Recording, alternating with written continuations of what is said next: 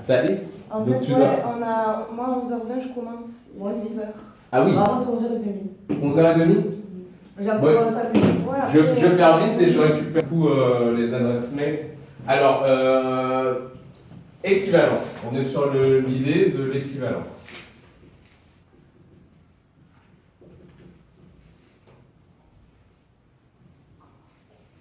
Alors, tu passes le titre professionnel à ATL. Tu le valides. C'est quoi ATL? C'est animateur d'activités touristiques et de loisirs. Tu le valides. Donc tu te revois remettre un diplôme. Tac. Super bien.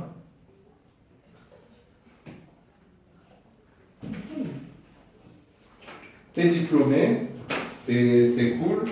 Et donc du coup, à la suite de ça, tu décides de passer un BPGEPS.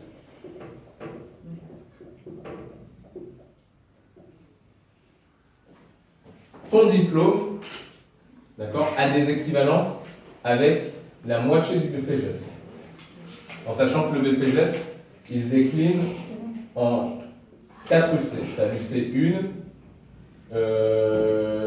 l'UC2, l'UC3 et l'UC4. Ok, en sachant que l'UC3, Non, pardon. l'UC3, on est sur l'expérience de direction. Mais du coup, ça vaut que pour les BPGEPS dans l'animation. Comment? Oui, les BPGEPS Pas dans tous les l'animation. BPGEPS du coup. Si. Alors, Oui. tous les BPGEPS, effectivement, Direction.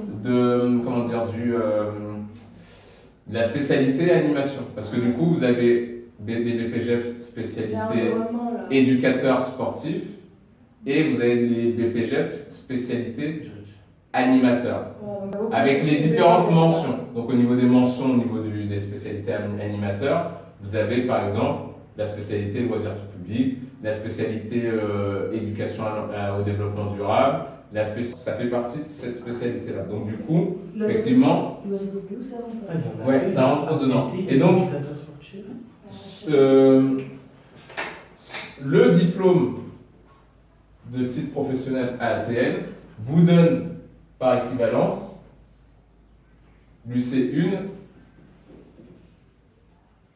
et l'UC4 du BPGEPS. Donc il ne vous reste plus que 2 UC à passer. Donc si on est dans le cadre du LTP, il y a l'UC3 qui est orienté sur la direction.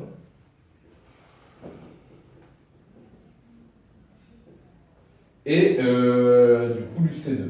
L'UC2, on est sur un projet d'animation à défendre devant un jury, voilà, un dossier à présenter. En sachant que déjà là, on parlera de notion de projet d'animation, qu'est-ce que c'est, etc. Donc il y a peut-être aussi la possibilité pour vous de proposer un projet d'animation que vous allez pouvoir vivre là, d'accord, en validation pour l'UC2. Vous voyez ou pas? Oui.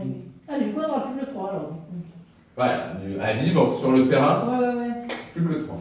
Mais je voulais vous demander, parce que là vous avez dit il y a APT, éducateur sportif, c'est deux BP différents ou ils sont non, c'était le même? Alors, éducateur sportif, c'est une spécialité Ah. dans laquelle il y a quasiment toutes les disciplines sportives qui sont répertoriées en tant que mention. Par exemple, tu peux passer un BPGEPS spécialité éducateur sportif, mention handball.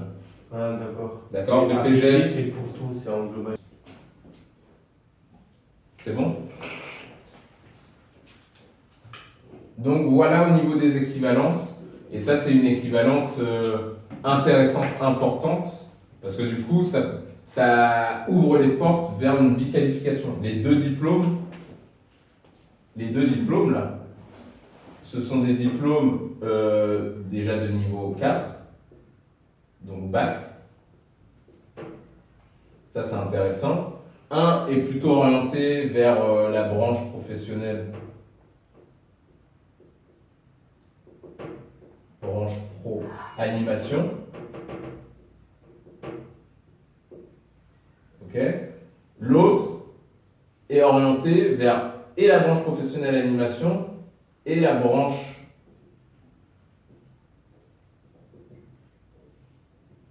pro, loisirs, tourisme. Voilà, loisirs, tourisme. Ok, donc du coup, en ayant la biqualification, même si celui-ci il s'oriente vers loisirs, tourisme et branche professionnelle animation, mais vous ne pouvez pas être directeur d'ACM avec celui-là. D'accord? Si vous voulez devenir directeur d'ACM, BPGEPS, il vous reste du C3 et du C2 à passer. Et justement, est-ce que après, donc, quand on a obtenu le diplôme, on peut intégrer une école et passer que les modules? Ouais, c'est ça. On va payer que ces modules-là. Exactement. Donc après, le but. Oui, soit moins cher en fait. Exactement. Donc, et pour l'employeur, c'est plus avantageux de se dire, machin, voilà. Ah ouais, donc on peut trouver plus d'alternance. On peut trouver des alternances. BPGEP, on peut trouver des alternances. Comment ça, des structures d'alternance? Oui, après, vous pouvez trouver des structures d'alternance pour effectuer votre expérience de direction. Donc, oui. Donc, voilà. Par exemple, utiliser, si vous avez, par exemple, je sais pas moi, vous êtes demandeur d'emploi, vous allez demander à Pôle emploi de vous financer la formation. Si jamais c'est validé, yes, ok, il vous finance celle-ci. Et puis derrière, vous allez voir un organisme de formation qui vous propose le BPGEPS, d'accord, en lui disant, bah voilà, j'ai le titre professionnel, donc obligatoirement quand il va vous enregistrer sur une plateforme qui s'appelle Forum, vous allez vous voir créditer de l'UC1 et l'UC4, de valider obligatoirement, juste comme ça. Et donc du coup, l'organisme de formation vous dira, mais donc il reste l'UC2 et l'UC3. Donc l'UC2 et l'UC3, vous le passez comme via le parcours de formation classique, d'accord? Et on va vous dire, ben voilà, pour 2 UC, il y a tant de nombre d'heures de formation sur le terrain et en centre de formation. Est-ce que vous pouvez vous le faire financer? Donc il y a toujours cette possibilité-là de se faire financer la formation par la région, si vous êtes demandeur d'emploi, parce que ces formations-là sont financées par la région. Mais du coup, la région, elle va payer toute la formation, elle va payer que les modules 2 et 3. C'est ça, Donc exactement. Ça peut être, Et moi j'avais juste une question, c'est les préinscriptions pour. Vous avez dit que ça commence en mai, les premières sessions. Ouais. Et en fait, il faut s'inscrire bien avant. Comment ça se passe? Ah, alors donc, tu as vu toutes les démarches qu'il y a à faire avant. Il faut que tu puisses les faire, si tu veux rentrer en mai là, sur la formation, il faut que tu puisses les faire dès maintenant. Donc, si tu es salarié, tu as bien vu, auprès de quel organisme, c'est auprès d'Uniformation. Non, moi c'est la mission locale. Voilà, bah, toi, mission locale, tu vas voir la mission locale, voilà, j'ai entendu parler d'une formation, je voudrais pouvoir la suivre, comment ça se passe? Donc, ils te diront, bah voilà, il y a la possibilité qu'on te finance la formation via, alors tu as différents types de dispositifs, tu as par exemple le FAGE, Fonds d'aide aux jeunes, qui peut te permettre de financer ta formation. Donc on est sur, voilà,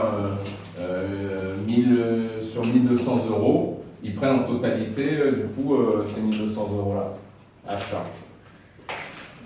Voilà. Mais ouais, donc du coup je vais vous prendre quand même des adresses mail pour vous envoyer. Mais après il a fait les ça, je documents. pense qu'il y a numéro de téléphone, on peut. Oui, c'est pour lui. Oui, ça, je pense que. Ah d'accord, ouais. Voilà, là il y a tout. Bien. Ok. Ouais, je pense que. Et si on a des questions, est-ce qu'on peut vous prendre? Alors, si vous voulez m'appeler ou m'envoyer des messages, alors j'ai mis ça.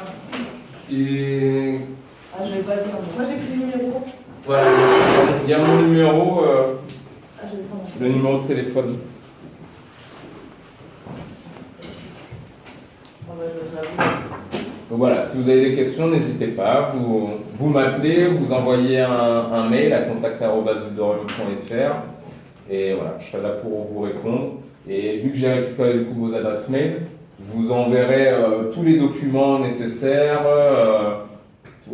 pour pouvoir comprendre déjà ce qu'il y a dans les formations l'alternance possible et toutes les démarches administratives que vous avez à faire. D'accord. Bon. Ok. Ben, merci. Bah de rien. Merci.